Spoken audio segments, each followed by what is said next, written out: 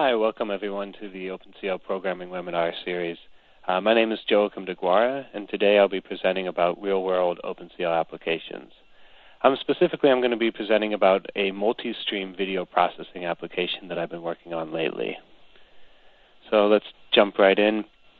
What I'm going to cover today is basically, first I'll describe the application and what we're going to build, and the different steps, the different parts needed, and then I'm going to go into those different steps and how they relate to OpenCL, and mostly about how OpenCL runtime needs to be used in these steps. And I'll be going through decoding of video, uploading and DMA, and then applying video processing using events, and finally displaying the final video using OpenCL and openGL interrop. I welcome you to all write in questions during the presentation, and I'll be able to answer those either at the end, or if it's an important question to clarify something on that current portion, then I'll try to answer it then. So what is the application that we want to write? I was looking at opening up multiple video streams, so just to make things a little bit more complicated, not just a single stream, but having a possibility of 4 or 6 or even 12 video streams opened up, and then decoding those video streams, and then applying video effects to each of those streams, sometimes even combining the streams, applying another effect to that combined stream. And eventually, since we're only going to be looking at one screen at the end, it's going to all come down to one video stream at the very end. And that final video stream I wanted to present live. Now, of course, one could have taken out the live presentation and done something else, such as writing it to disk. But for this specific application that I'm going to talk about, we're just going to be talking about presenting it live. Now, to do this, of course, we're going to be using OpenCL, but how we access the OpenCL API for this demonstration, I wanted to use C++. So I'm going to be talking about the OpenCL C++ API and the different calls. I'm not going to go into how you do it in C and how you do it in C++, but I'll just give a view of the C++ API calls. So what you see on the right of this slide is the main steps. You see decode of video, then we're going to process the video and display the video. And then you see that red line going from back up to decode. And this is a loop that's going to repeat and repeat as long as we have video to decode and process and display. So how often is this going to repeat? Well, it depends on the input video, because different videos have different frame rates. So if we're going to display, for instance, at 30 frames per second, then this loop is going to be called 30 times a second. Now, if we just talk a little bit about performance, and performance is going to be one of the main focuses of this talk. If we think about this, if we get through with the decode, process, and display, then basically we're going to have extra time to wait until the next frame. And the opposite is also true if we have 1/30th of a second, and if our decode, process, and display can't happen in 1/30th of a second, then we're going to be displaying slower than real time. And this is what we want to avoid. We want to be able to fit everything into a real-time presentation. We want to present it live. So that's our performance requirement. So we're going to be keeping that in mind as we go through. So decoding the video, it's essential. Of course, we have to take our video from some sort of format, and we have to turn it into frames that we're going to be able to use and process. There are a lot of different ways to decode videos. A lot of different types of libraries and different ways to work with those libraries exist. But that's not really the focus about which library to use or which library not to use. We just want to talk about decode and what we need out of it. So The main task is to decode from the video format into a single frame, into a single two-dimensional picture. And it really doesn't matter how we go about doing that, but there's a few things that are important here. So decode was part of that main loop of processing we're going to do for each frame, and we want to make sure that in that loop we can obviously do this as fast as possible, just because that's going to be taking away from our performance budget. So we want to be able to return that as soon as possible when we call into decode. How we can do that is we can have decode running separate from that main loop. And when we call into our decode functions, we're actually just calling into, please give me your last frame's result, so the most current frame result. So that way, and this is very important when we think about performance, and with multi-threading, this is very common. We have working threads that are doing some of the slow work, and they're off on the side, so that way they're not interrupting the main thread, and they need to be able to present their results back to the main thread when the main thread needs them. So this will be important, so that way really the decoding is done kind of behind the curtains, and then in our main loop we just call, give me the latest frame, and then we get that frame back. And when we do that, we might want to think about having a buffer of frames decoded. So that way, if all of a sudden, we say, give me the latest frame, it gives us the latest frame, and then it goes off to find the next frame. If it all of a sudden hits a problem, for instance, it needs to go all the way down to the hard drive to pull that information in, that could take a long time, and that could impact the performance of the next frame. So we just wanted to decode multiple frames ahead of time. So that's all I really have to say about decoding. And as I said, there's lots of ways to do it. So we're just going to be talking about what we do after we get the frame decoded.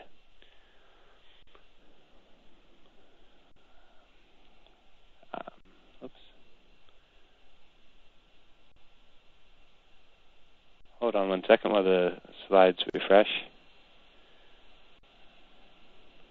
Okay, so once we get that frame back, we need to move that frame to the GPU.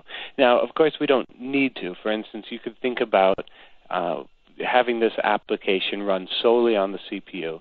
Then once you have that frame decoded, then you can start working right there because it's in the main memory. But really what I'm talking about here in this specific application is that the video is being decoded by the CPU, and all of the image processing is happening on the GPU. So the CPU is going to be decoding that frame into its main memory, but the GPU has its own memory, so we need to move that frame from the CPU's main memory to the GPU's VRAM. So doing this in OpenCL, what we do is we just call a simple API call to write into that memory for the OpenCL device. Now, there's a C way of doing it and then the C++ way, and they're very, very similar. And so the API calls look very similar. And what you see here is I've taken just one example, and this is writing to an image. And image is a memory object in OpenCL. So we already have these image objects. We've created the image objects through OpenCL, and now we are writing data into that image object. And if we look at the API call, well, the first thing in the API call is it wants to know which image am I writing to. Now, the second thing we see there is a Boolean flag called blocking write. The blocking write argument, you're telling the API, do we want to wait for this write to complete before the API call returns back, or do we want it to happen asynchronously? Well, if if you're just doing normal data transfers, then it might not make too much of a difference. But there is something that we can use special to make things go on behind the scenes, and that's DMA. So DMA is there's a special DMA engine on the GPU devices, and what they do is they allow memory to be transferred back and forth between the system's main memory and the GPU's memory without the CPU needing to do that copying, or the GPU running through a copy routine. The DMA engine handles that in parallel to free up the resources of the CPU and the GPU. So this is great because when you think about performance, you think, okay, I have limited resources. I have limited CPU cycles and limited GPU cycles. And the more we can offload or take away the need of CPU cycles or GPU cycles to do an operation, the more performant our application is going to be. So the OpenCL can use DMA to transfer buffers and images. The buffer and image creation may need to have special flags. And when we think about that the data is going to be transferred asynchronously, then we also need to think about what does that mean for our program, and how do we need to structure our program so it can use the most out of this. So in other words, if you had if you were writing a buffer or an image or copying data, and you wanted that to happen asynchronously, but the call right after that copy needed to use the data, well then obviously we'll have to still wait for that copy to complete before we can go on ahead. So we got to think about removing an immediate need of the data after a copy, and sometimes we'll need to think about double buffering, which I'm going to illustrate in the next two slides. So here's DMA restructuring part one, and this is just a very simple restructuring. What I've done is I've taken that main loop picture from the beginning, and I've added kind of the small detail in between decode and process, which is uploading. So once we decode, we upload the file. And this might seem like a very small step, but performance-wise, this could be a lot of the time budget we have in that 1 frame per second loop. So we see in the kind of basic approach of decode and then process that the data is needed directly after, and that this will not be good for performance because that process is still going to have to wait for that upload to complete. Now, if we think about how things happen, we could restructure that loop, as you see on the lower right, to for the next frame, we process the frame and display it, and then we call decode for the next frame. And while we have that extra time from process, display, and decode, then the upload can happen in that extra time. This is good because then, depending on how long our process and our decode and upload is, then it relaxes the immediate need because we might have extra time for each frame to upload, but the performance still depends on the time it takes to upload and process. And we're really not using the pure benefits of DMA. And I say that just because if you think about performance in this loop, then it's the summation of the time it takes to process, the time it takes to display, the time it takes to decode, and also the time it takes to upload. The upload's not really happening in parallel to the loop, and that's really what we want to do when we take advantage of asynchronous transfers in DMA. So we need to think about this a little bit more, and also how when we do upload, we don't want to corrupt data that's currently being processed or currently being displayed. So we need to restructure it even a little more. So what you see next on the next slide is DMA Restructuring Part 2. And what I've done is I've gone to a double buffering approach. So I always have two frames that I'm working on, first frame A, then frame B, then the next frame A, then the next frame B, and then so on and so forth. So what we see here is I take frame A, which has already been decoded and uploaded, I process it, and I display it. Then next, I decode the next frame A, and I upload that, but that upload is independent or parallel to the processing of frame B. So with the next frame per second rate, then we can start processing and displaying frame B while that upload of the next frame A happens. So this is double buffering, and we can get away with this because we have two different frames, so that upload is not going to contaminate any of the data in frame B. It's just going to overwrite the next frame A, and frame B can go on, process, and display. So since the upload and the processing can happen in parallel, so uploading of next frame A and the processing of frame B, then our performance is no longer dependent on the sum of time that it takes for process, display, decode, and upload, but instead the upload portion is parallel, and it's just the maximum time it takes to upload compared to the maximum time it takes to process, display, and decode. So this is a big deal because now if you look at our performance of how many frames per second we have, we've taken a whole portion out of that equation, and how well we scale will depend on how much processing time we need and how much uploading time we need, but not on the sum of both of those. So DMA, very important. It can be useful for a lot of performance boosts, but you have to put some consideration into how those asynchronous transfers are happening to get the most out of it. All right. Let's move on to the processing portion. Now, in this talk, really, I'm going to be talking about how we're using the runtime, and I'm not going to get into specific video processing filters and how they're implemented and how to tweak those kernels.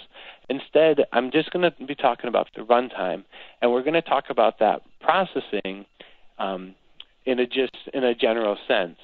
And here, when we talk about OpenCL and its architecture, we can think of a two-dimensional picture with and each of those pixels needing to be processed.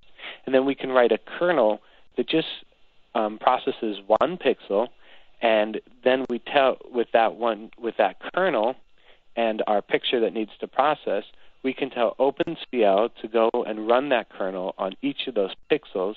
And the way we do that is we create an execution domain that is the size of the frame, so the number of pixels.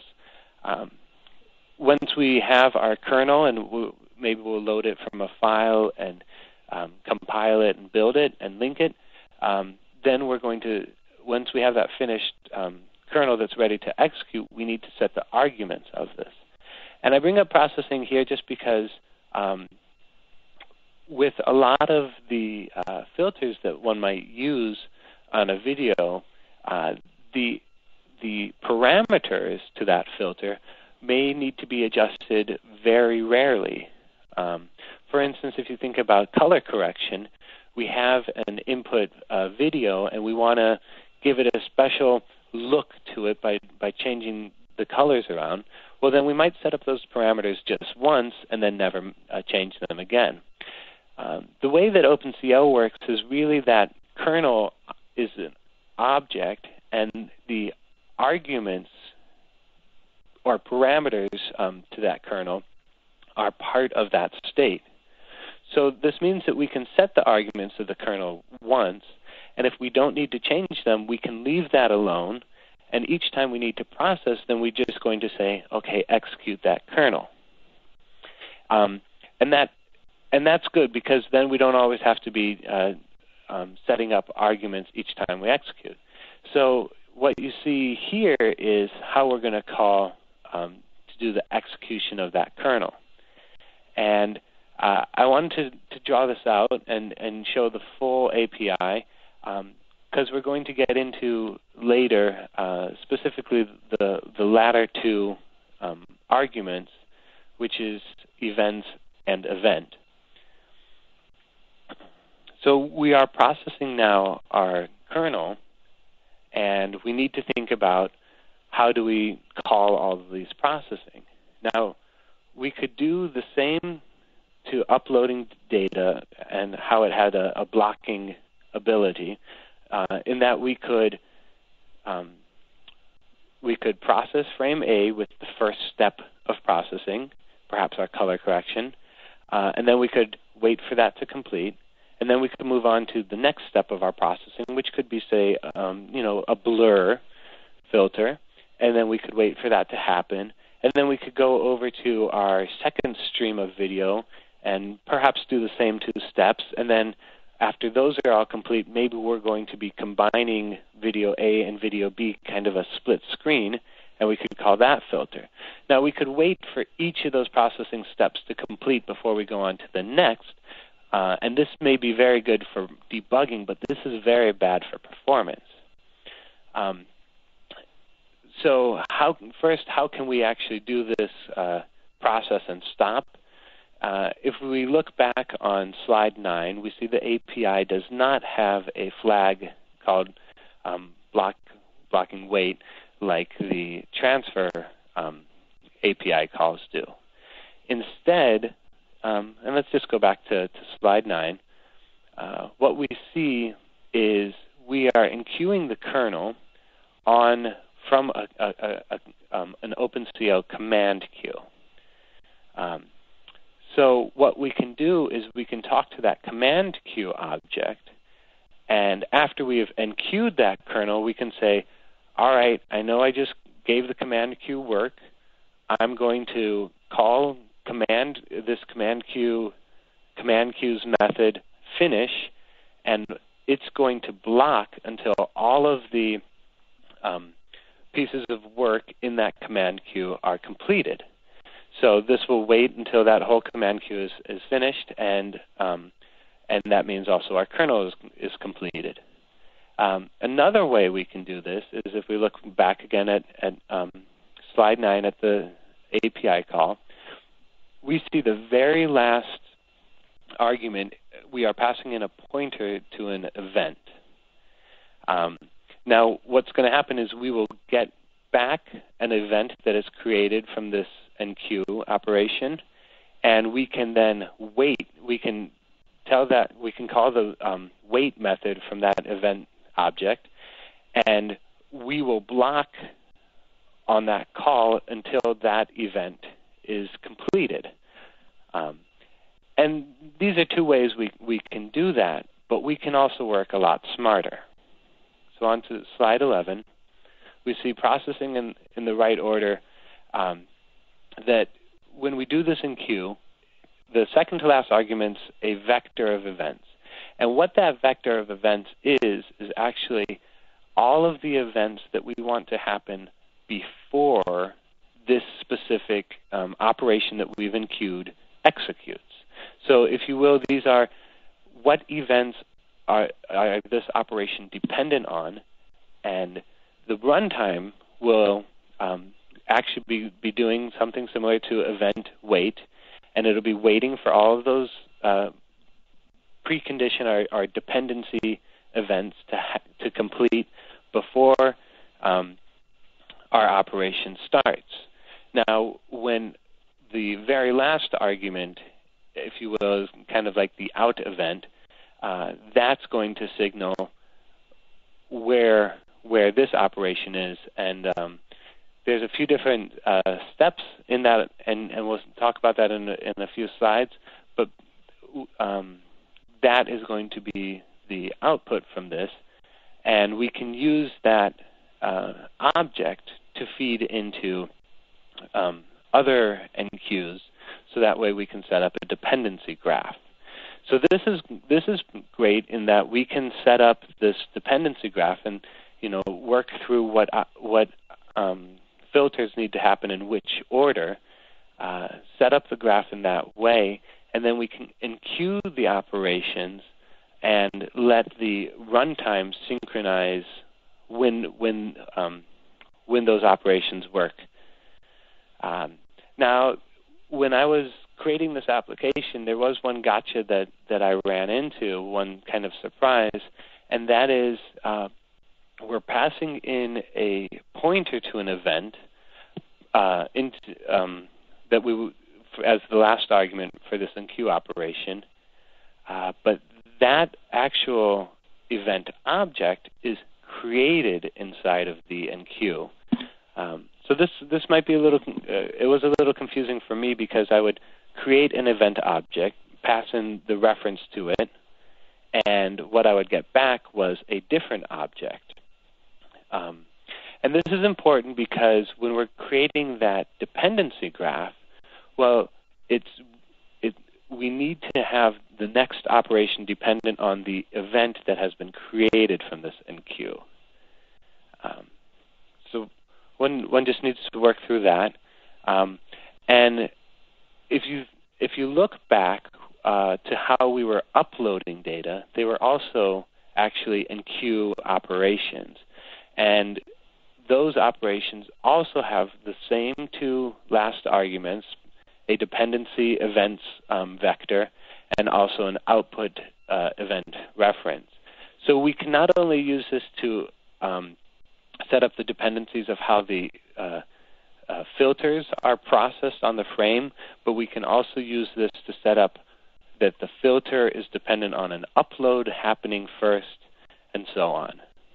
So this is very powerful, and it actually helps tremendously with the code as we're letting the runtime take care of sorting out the correct order. Okay, on to slide 12. If we think about this,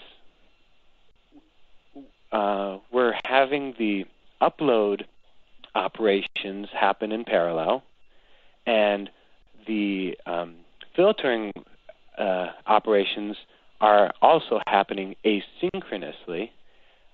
So back to debugging, if we wanted to look at how long it takes for that, for instance, that color conversion processing step, we could go back to a debugging mode that makes things happen synchronously, so that way we could time how long did that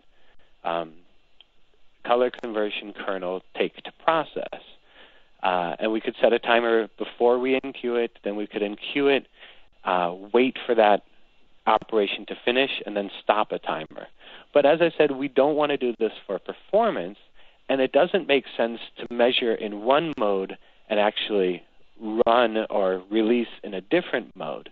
So how can we have everything working asynchronously and yet still get profiling and performance information out of it? Well, it turns out that the creators of OpenCL really thought about this, and they created event profiling. And what this is an ability to take that event object that we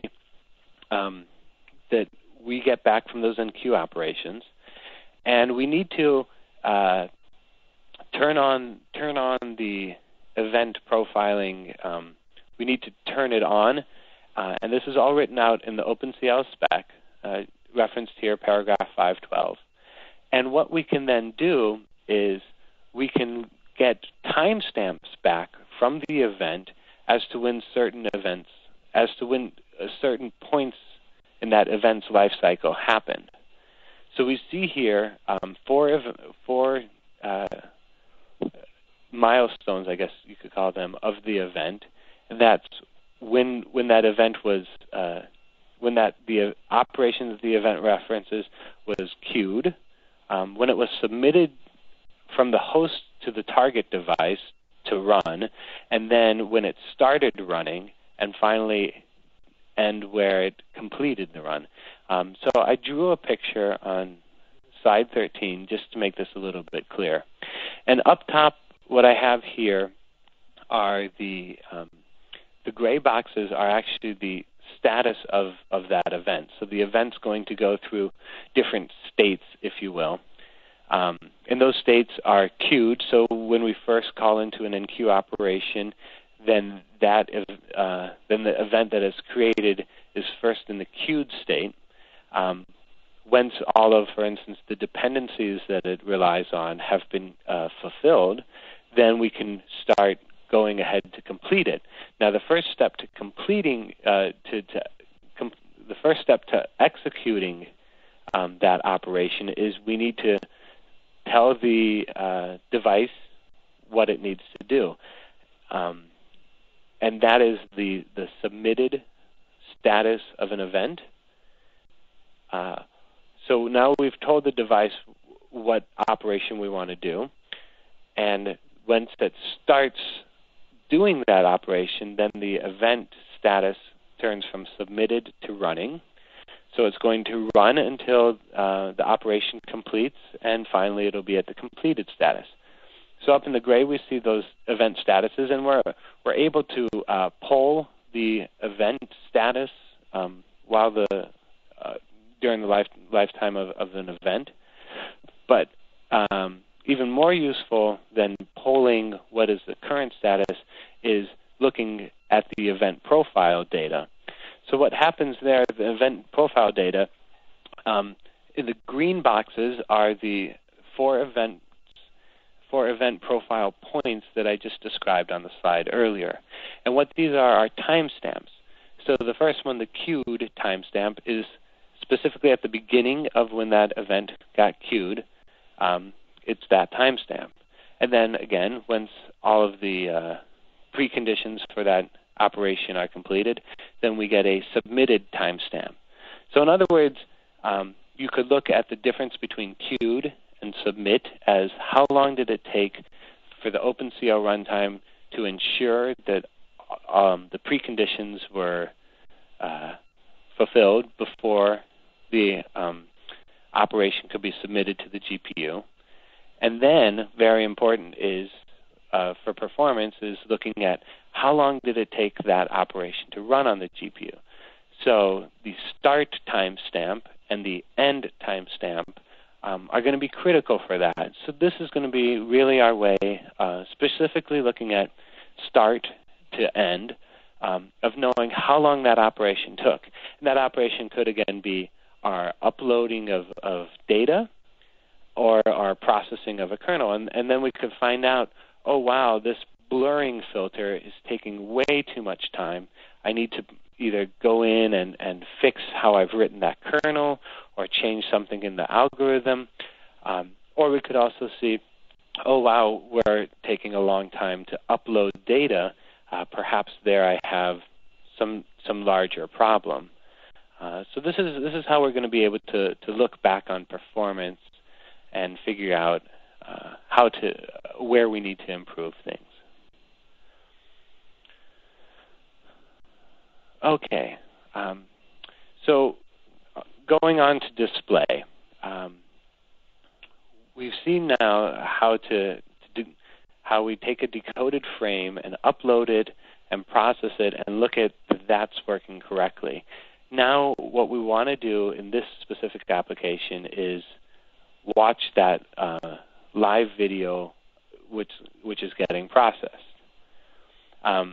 So again, if we think about dependencies here, then we can think about that our kind of graph of what filters or effects we need to run on the different video streams, and we can think about how those video streams are getting combined together, and we can eventually looking at that graph see how the final output stream is created, and then whatever effects are done on that, and from that last step in that process, that event is going to be important, that we need to wait for that event to complete before we can display to the screen. Otherwise, if we start displaying to the screen before that event happens, or before that operation completes, then we might be presenting a garbage from an in-between step, or we might just be displaying the wrong information altogether. So again, we need to take that event and we need to wait on that before we can start displaying. So next, what are we going to do? So we have that final frame up in over on the GPU, and eventually it needs to get displayed out. But if you think about what APIs do we need to call to display it out, well, for some of those APIs, it might be that we need to draw into a rectangle or a view on the screen, and we might need, and the way we might call such APIs is really a copy from memory. But then if you think about that, then we'd have to go get that data out of the GPU, perhaps bring it down to the CPU's main memory, and then copy that, and then call into an API which is going to copy that from main memory. Then perhaps that API is going to do some processes into it somehow and then push it back up to the screen. But it'd be great if we could skip all of those steps of pulling the data back from the GPU and copying it unnecessarily back and forth. So luckily there is a way of us being able to skip those steps, and that is the OpenCL and OpenGL interrop. So this is, of course, specifically if you are using OpenGL to display the final video. And if you're using DirectX, then there's also some interrop that is written into the spec. Now, what I must say about this is these are optional portions of the spec. These are added functionality to the original spec, and not all implementations must support them. So what we're talking about here is interrop, meaning that OpenGL and OpenCL can share certain information.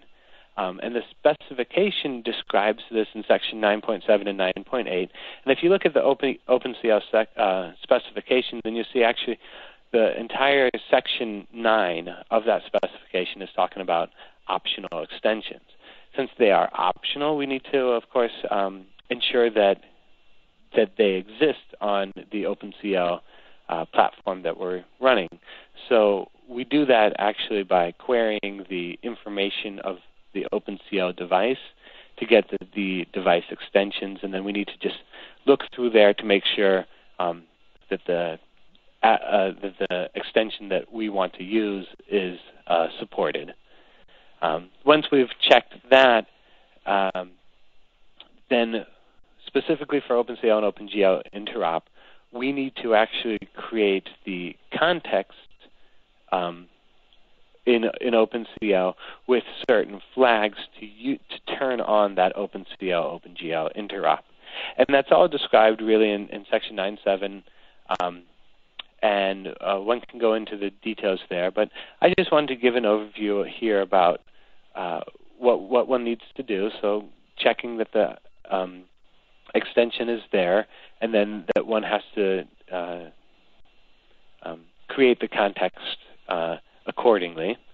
And then what happens next after we've created that, we've told the context to use OpenGL interrop. Well, when we go to create those images, the OpenCL images, it turns out images are the way that the OpenCL and OpenGL interrop work together. So an OpenGL texture, a 2D texture, maps to an OpenCL 2D image.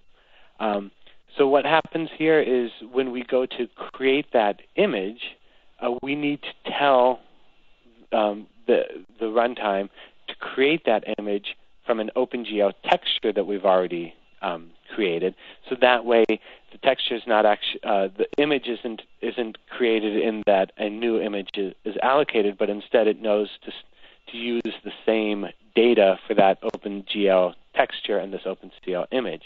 Now, if you look at the API call, you see that this is an OpenCL image 2D, but it is a relative of that, and it is an image 2D GL.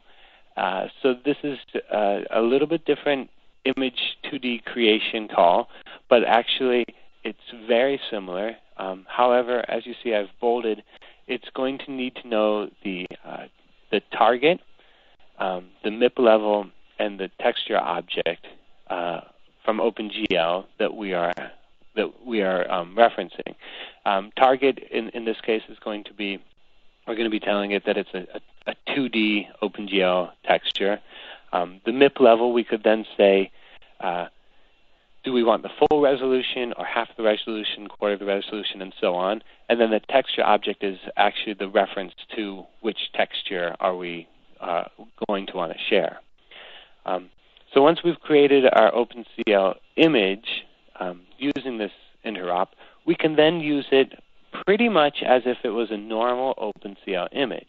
I say pretty much because since OpenCL and OpenGL are going to be both using this data, we need to do a little bit of handshaking to make sure that we don't step on each other's toes. So how we do this is there's a call called enqueue acquire GL objects, and we're going to need to, if you will, acquire that OpenGL texture. So then kind of like we have the keys to that texture. Then we can do manipulations on that texture / image data. Once we're finished with that, then we can release the OpenGL objects. So that way the OpenGL side of our application can then use that texture. So this is really what happens. And for this application, everything is all the video streams are a normal OpenCL image, and it's only that final output video stream, which doesn't come from a file, but instead is created by a composition of the input streams, is a special Open Image 2D GL stream, and it's only on that final video stream that I need to do these acquire GL objects and release GL objects when I'm doing any filtering on them. And then by using this, once we've completed the decode portion and pushed the data up to the GPU device, we've done all of our processing on it, and then the final result stays on the GPU device and is turned over to OpenGL, which handles the display of it and turns it into our live video stream. So that completes all of the steps, and now we're at the final video stream. And this actually concludes my talk.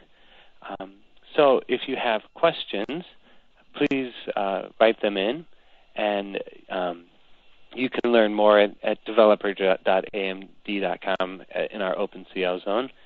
And I thank you all for attending and listening to this presentation. And again, you can ask a question by just typing it into the Ask a Question window and then clicking on Ask a Question to submit. And we'll just pause for a few moments to queue up any questions.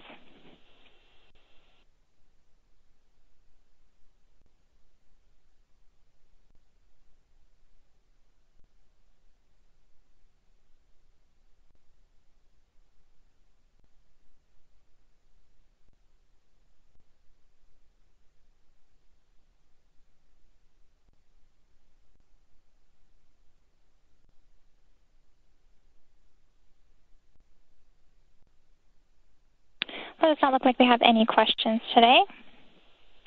Oh, so do you have any closing remarks?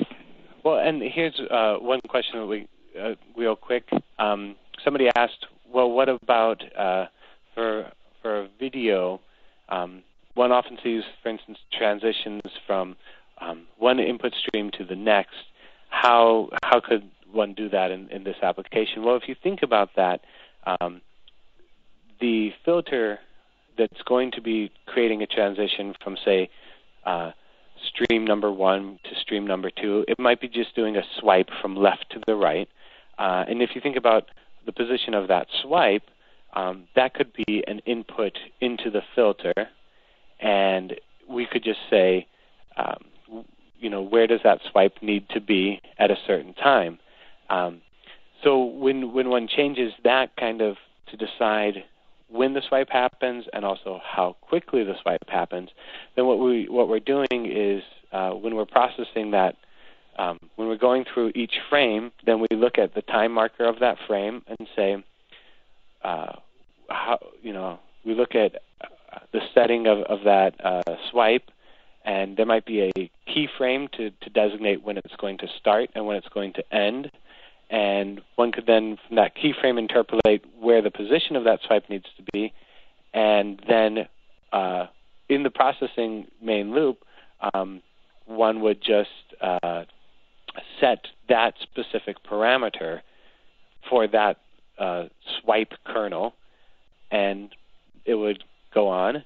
And then the next loop around, that parameter would get updated and continue. Okay. Another question about profiling. The question is, concerning profiling, will the time between CL profiling command queued and CL profiling command end always correspond to some external high-resolution timer and a call to, for instance, CL finish for the queue, or can there be a difference somehow? So first, these timestamps are, yes, dependent on a high-resolution timer, and that high-resolution timer is going to have a certain resolution, how granular it is. Let me just read through this a second time.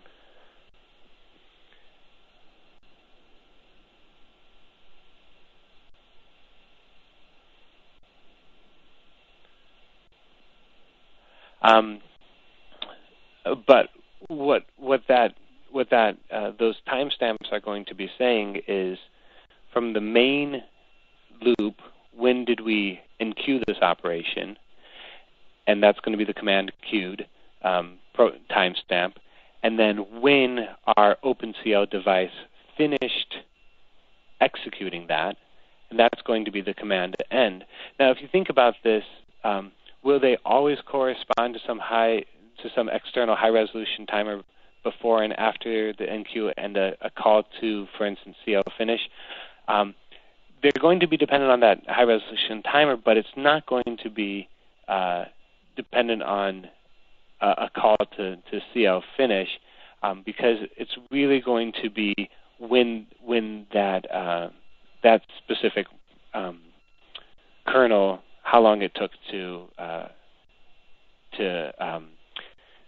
perform its operation itself, and not when CL finish was called on the command queue. So I guess what I'm trying to say is, for instance, if that was the first filter and it had almost no dependencies, then it operated real quick, and its command end timestamp would be very early compared to the other processes, other filters that are dependent on it. And at the very end of those filters would be when we're calling to finish the queues, so that way we can move on to displaying it. Hope that answered your question.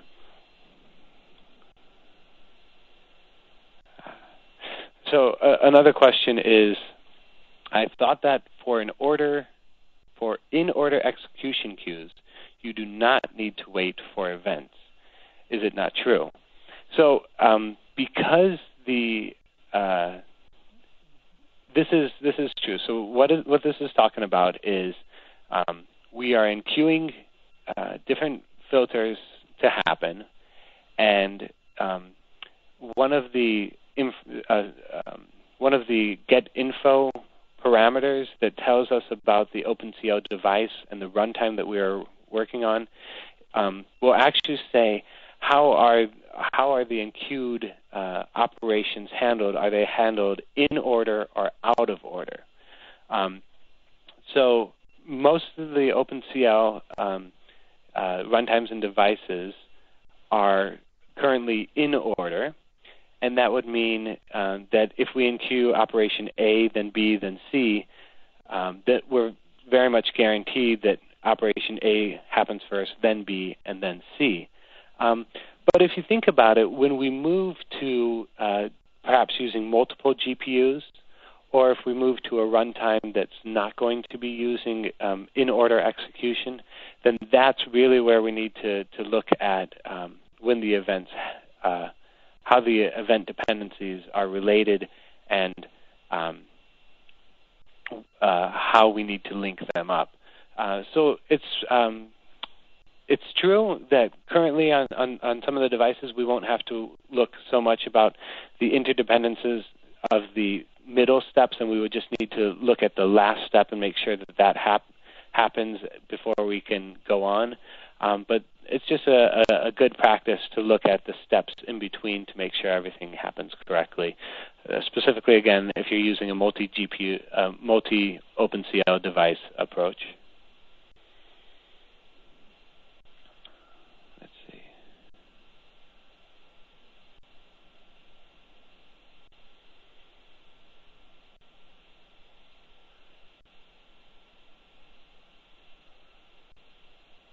Okay, here's a great question. So this is talking about the OpenCL and openGL interop, but kind of looking at it from a different perspective of not using it just to display the information, but to process it. And the question is, if you have an algorithm that could be written using shaders in OpenGL, are there any cases where it would make more sense to use OpenCL? What about performance for OpenCL versus OpenGL? They should be similar. Question mark. So true. If you have a filter that is currently written in OpenGL using OpenGL shading, and for instance you're very happy with that performance, then yes, it might make a lot of sense to continue using that OpenGL shader, and then using that the OpenCL OpenGL interop to let that shader happen in OpenGL, and then do the handshaking to then do further operations in OpenCL and perhaps back to OpenGL and back and forth. Sure, it could make sense to do that. Now, if you think about writing those shading programs, people have different backgrounds, and some people might feel more comfortable writing a shader program in OpenGL, but I think those people are very rare because just from the syntax of the language and how the language looks and the different operations one can call from OpenCL, I think it is much easier if you're writing a new kernel, new filter, to do it from OpenCL just from a language perspective. But taking the language perspective out, what about performance? Well, you have to look at what OpenCL and OpenGL expose hardware-wise. And there are some parts where OpenCL allows you to do more than OpenGL, and to learn also more about the hardware. So it could also be more advantageous to write things in OpenCL. And I'm not an expert on OpenGL, but I'm just thinking about different areas of what you're telling OpenCL to do. For instance, with local data shares, how one can set those up, and one really tells the runtime how to execute the kernel, and telling it not only the larger domain to execute the kernel in, but also creating a local domain to execute together, so that way work items are shared together in a work group, and that allows certain capabilities. So if you already have something in OpenGL and would like to be able to use it together with OpenCL, I think that makes a lot of sense. But if you're going forward and creating something new, I think it might be very advantageous to create that in OpenCL. Finally, last question is there some example code somewhere? Currently, the application that I created is not available anywhere. There is tons of example code, though, in AMD's OpenCL SDK, and it really includes everything that I've talked about in this presentation, but in different areas. For instance, if you want to look at which extensions are available through OpenCL, then there's CL info sample, and for us, we have all the samples put together in our SDK. So you open up that individual sample, and that shows how to query the device and the runtime to get extensions. There's also another sample that deals with the OpenCL, openGL interrop. And yeah, there's a lot of example code out there and sample code out there. For this specific application, which I've created and talked about today, no, it is not currently available, but that might change in the future. So good. If there aren't any more questions, then again, I thank you very much for your time and for attending this. Okay, thank you, and thank you everyone for joining us. The recording of this webinar will be made available to you, and this concludes our presentation. You may now disconnect.